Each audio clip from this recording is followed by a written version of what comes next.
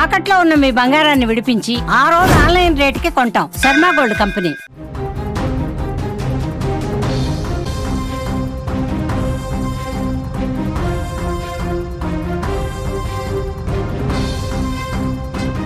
దేశ రాజధాని ఢిల్లీలో జరిగిన పేలుడు ఘటనపైన దర్యాప్తు సంస్థలు ముమ్మరంగా దృష్టి సారించాయి.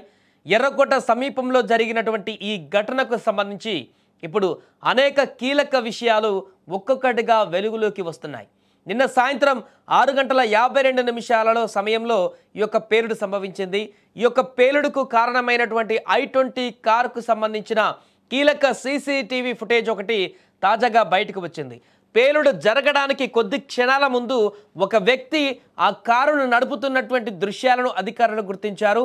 ఆ ఫుటేజ్ ఇప్పుడు కేసు దర్యాప్తులో అత్యంత కీలకంగా మారింది. మనం స్క్రీన్ మీద విజువల్స్లో చూస్తున్నాం. ఇదే కారులో ఆ వ్యక్తి డ్రైవింగ్ చేస్తూ ఆ కార్ని ముందుకు తీసుకువెళ్తున్నటువంటి దృశ్యాలు ఒక టోల్ గేట్ దగ్గర అక్కడ ఆగినట్టుగా మనకు కనపడుతుంది. ఆ యొక్క విజువల్స్లో అక్కడ పూర్తిగా అతను ముఖానికి మాస్క్ కూడా వేసుకున్నట్టుగా స్పష్టంగా ఆ యొక్క విజువల్స్లో మనకు కనిపిస్తుంది.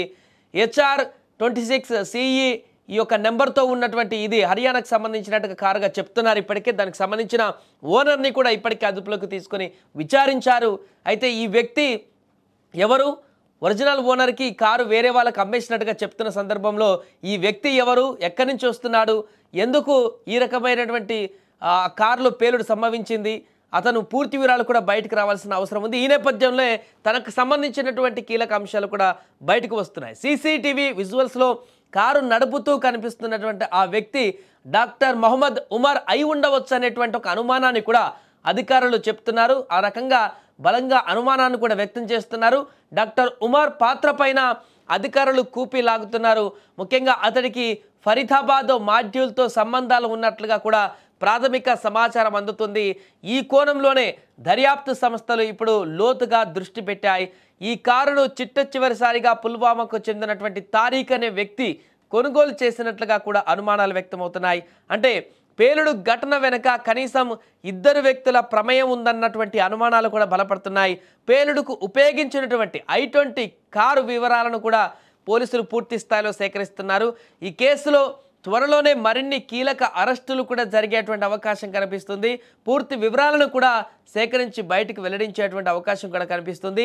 దేశ రాజధాని ఢిల్లీ ఎర్రకోట సమీపంలో జరిగినటువంటి ఈ పేలుడు ఘటన పైన అధికారులు ఇప్పటికే దర్యాప్తును స్పీడప్ చేశారు.